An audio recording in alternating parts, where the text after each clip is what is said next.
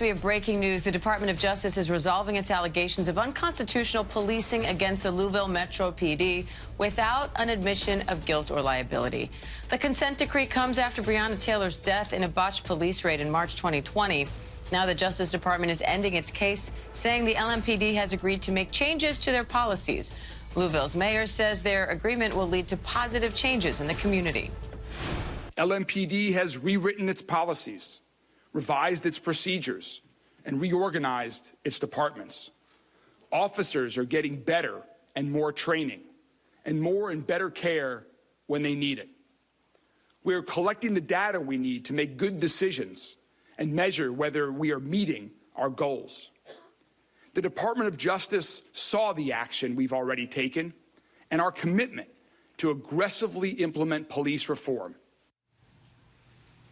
And I want to bring in ABC News Justice reporter Jack Date for more on this. Jack, what more can you tell us about this agreement and the changes the Louisville Police Department is committing to?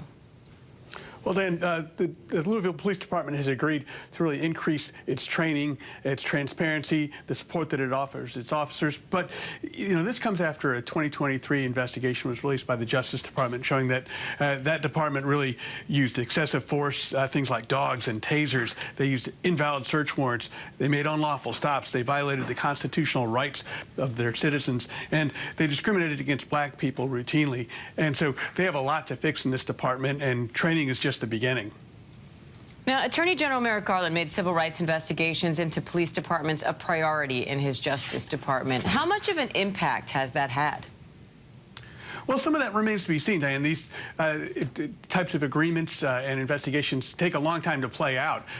Now that they've entered into an agreement in Louisville, as they have in several other cities, that could take years to implement the training and reforms that are needed to really improve conditions in policing in those cities. And so some of that remains to be seen. Also, with an incoming administration that may take a different view to these types of investigations into policing and police departments and the use of consent decrees, it remains to be seen if these types of agreements will continue to be enforced. In the incoming administration, in the first Trump administration, they really curtailed the use of consent decrees and launching investigations into police departments.